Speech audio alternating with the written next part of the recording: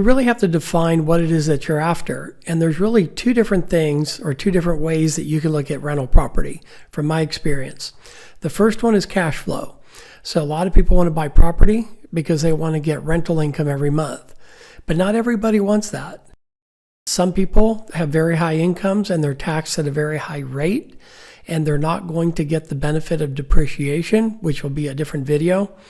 And because of that, the cash flow isn't really going to help them, but what they're more interested in is buying something, having the value go up over time, and not having to pay regular annual income taxes on the gain of that value. Okay, now this is not tax advice, but I'm going to share with you what I know, the best way that I know it, but always consult with a tax advisor if you have tax questions.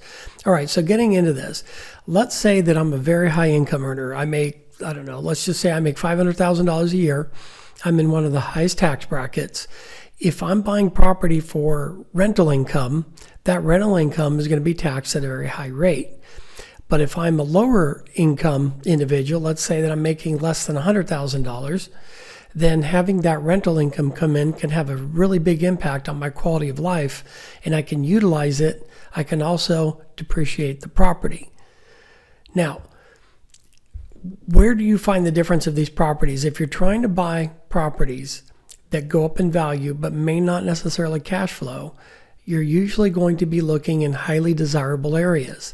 Let me use San Jose, California as an example. It's very rare, from my experience, that rents are ever going to be as high as the mortgage payment, because a home in San Jose can easily run near $1 million, but that doesn't mean that you can rent the property for $4,000 to $5,000 a month. You might be able to rent it for $25,000 or $3,000 a month, as an example. So you may be running a negative, but what investors do get is that the properties appreciate in San Jose very greatly year after year, and until they actually sell the property, they're not paying federal income taxes.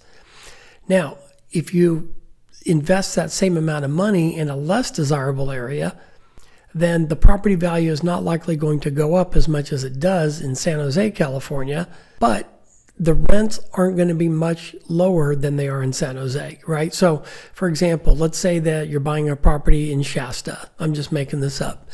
And in Shasta, you can rent a 4-bed, 3-bath house for $2,000. That same size home in San Jose may rent for $2,800. But the difference of the cost of the home in Shasta could be $400,000, and in San Jose, it could be $1 million. So there's a big difference there. And the mortgage payment is going to be much higher for the San Jose property than it is for the Shasta property, but the rents aren't going to be as far off. So you have to determine, do I want cash flow or am I looking for capital gains?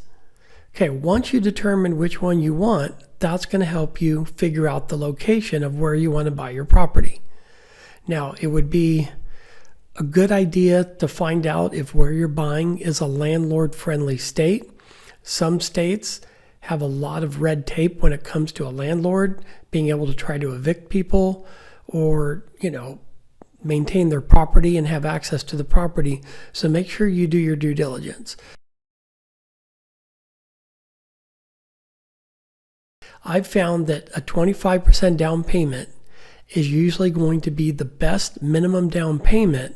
Otherwise, you're going to be looking at very high fees and a much higher rate if you put less than 25% down on a investment property.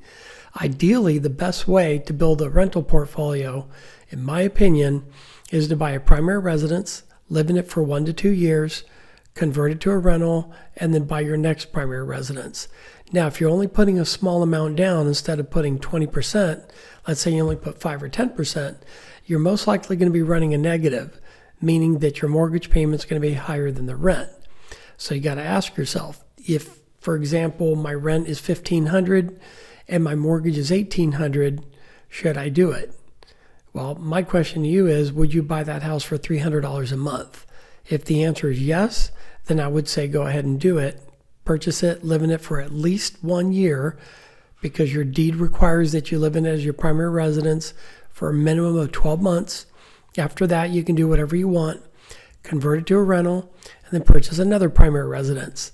Do the same thing, wash, rinse, repeat, and you can build a pretty nice portfolio of properties without having to come up with 25% down, and you're going to have more favorable terms because the rates are lower on primary residence than they are on rental properties. And the reason why is because of risk. If somebody owns a primary residence and they have a rental property and they run into financial problems and they can't make the payments on both houses, they're more likely going to default on the rental property than they are their own primary residence. And because of that added risk, there's going to be higher rates on those types of loans. Now, Fannie Mae and Freddie Mac, at least as of the date of this video in 2025, will allow up to a maximum of 10 financed properties. After that, you can no longer finance properties with Fannie Mae or Freddie Mac. You're going to have to get financing somewhere else. So just be aware of that you can't go out and buy 20, 30, or 40 houses, rental houses, with Fannie Mae and Freddie Mac. So my personal goal has always been to buy the nicer properties in the areas with the most amenities at the higher price point while I've been building out my portfolio using Fannie Mae and Freddie Mac loans. When you hit the number 10 mark and you can no longer go Fannie Freddie, then you can go into lower purchase prices. At least that's been my strategy. And the reason is that I don't want to eat up all 10 houses using Fannie and Freddie, which I think have the best rates, on small little properties, because I'm going to run out of that great financing option very, very quickly. If you have any questions about rental real estate, depreciation, and things like that, I can point you in the right direction. I believe it's publication 946 with the IRS tells you how to depreciate property. And then there's also a topic about depreciation in general and what it is. And I'll be happy to send you those links directly to the IRS website if you're interested. Hope you found this video useful. Have a great day.